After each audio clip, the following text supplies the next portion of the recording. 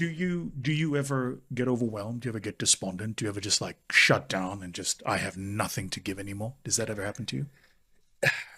I definitely get overwhelmed because what we do, the thing I try to make sure people know is that entrepreneurship is not easy. Yes, sir. I feel like social media has done a disjustice. That's why I love your content so much. Preach it. Because it's very realistic. Social media has done a disjustice where we think the first thing I launch, I'm going to become a millionaire. Not even, if people really knew the numbers of how few people actually make these millions and grow seven-figure businesses, things like this. It's not what we see on Instagram, TikTok, YouTube, etc. Amen. So it definitely gets overwhelming in growing a business, running a business, building teams, right? All the parts and pieces that go into trying to get from, zero to wherever you're trying to go to. I think the thing with me that many people don't know is that I sway between introvert and extrovert. I'm an ambivert. So Lamar, in these conversations, Lamar on stage is big. The people that meet me on stage are so disappointed in real life. They're like, make me laugh, tell me a joke, like I want to hang out. And I'm just kind of like, yeah. They're like, Lamar, what do you think about this idea? I'm like, it could work. And then the people that know me as Lamar and not the speaker, when they come to an event, they're like, who is this? Yeah, who is this dude? Like I didn't, because I'm the same guy that when I'm not at my event, I can sit in the room and not say a word and get everything I need without having to let you know that I'm there. I love it. So I definitely have more quiet times than times when I'm on. So in those times, most time, I'm going inside a lot and making sure I get filled up. And then also having a network, and again, using the word community, having a network community of people that I can lean on that are going this same path that I'm going, like the importance of that know what it's like to build what we're building. There's know what it's like to have people depending on you, not just your family now, but other families as you grow. That's right, yeah. So that, there are times when you need somebody to just talk to. And this is where that part of being in business with my partner, like impacts it. Because she's living it as well. When I need somebody to talk to, she's like, I don't want to talk about that. Like we've been talking about that all day at work. She's going through it at the same time. So I have to have a community of outside people that I can connect to, talk to, and then sometimes just get things off my chest so I can process it. They can help me process it so I can get back in the game. Without question, you are for sure top 1% of people operating in the space of helping entrepreneurs build value. And I wonder, from your vantage, what do you see as the biggest limitation mentally that people have in terms of building and actually scaling their businesses? Not thinking big enough. Is it really that? Well, tell me more. Yeah, I think it's not thinking big enough because most of the entrepreneurs I talk to here in the US, for example, when I ask them, what do you want to build? How do you want to build? One of the first things they say is, I want to build a six-figure business, right?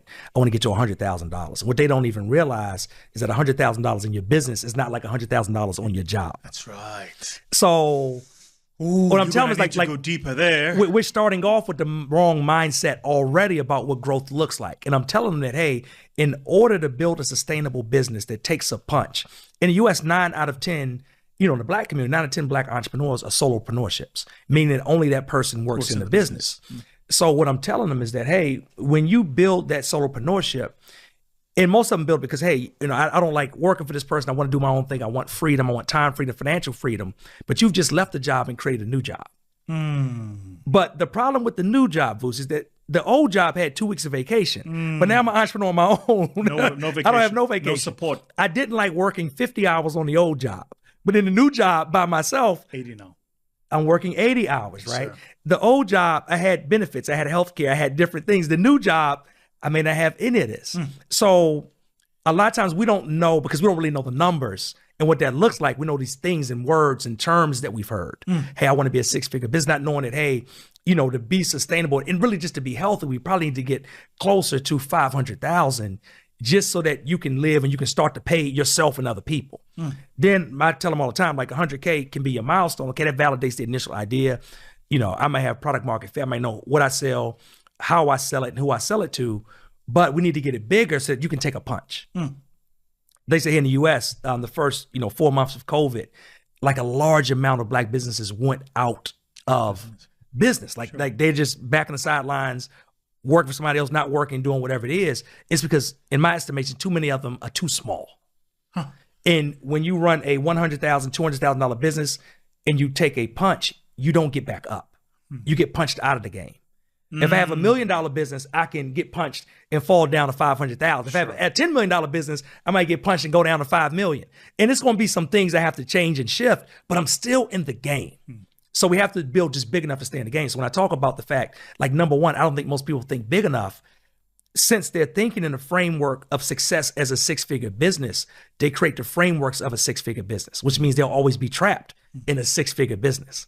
Because a lot of them, as I talk to them, we're looking at, okay, you have this business set up, but, you know, and I'll say, what's your goal for this year? And they may say, okay, my goal is to go from 100,000 to 250,000. I said, what if instead of 250,000, we said, let's go to 2.5 million? Or instead of that, what if we went to 25 million? What would have to change? And then one of the first things they say, Vusi, is, well, if I did that, I would have to get someone else to do what I do. That's right. Bingo. like now we're starting to think bigger. What else would have to happen? Well, I'd have to spend money on marketing. Well, I'd have to, get these operational pieces in. I might have to look for different types of client and different markets that I can move into. But if we're thinking too small, our brain never even opens up to think about the things that lead to large business growth. We think like a small business, so we have a small business until we're out of business. Man, I have been absolutely mutilated on Twitter for saying exactly what you just said. So I'm glad you said it. I can come after you now. And the reason I'm saying that is because it seems in particular amongst our people, it's like a disease that just won't go away. It's like we can't treat this cancer, right? This idea that small is all we're capable of. Yes. Right. And in fact, if you're one of us and you aspire for anything larger than small, we have words that describe you, and they're not words of flattery, right? We start talking about how big you think you are and how much better you think you are, and et cetera, et cetera. But when we observe it in other communities, we don't have the same reaction. We're like, oh, of course, that makes sense. They scale their business 10x in 5 years. Makes perfect sense. Where in your estimation do you think that mindset comes from? Let me tell you why I'm asking this question. Sure. Because there is absolutely no way all of us across the world, no matter the continent you find us in, South or North America, Africa, Europe, we have exactly this mindset. Where does it come from? Oh, that's a good question. It's deep. I feel like it comes from us being broken apart, right? And what I love now is that I feel like for one of the first times, if not the first time, like we're trying to piece this thing back together. It was like our conversation we had before. Yeah. We were talking about like, how can we link? Yeah. Like I never like how can we communities. We have to link the things together. Yeah. Because we've been separated apart, and that mentality, I think, has led to a scarcity mentality where we think that there's not enough success for all of us.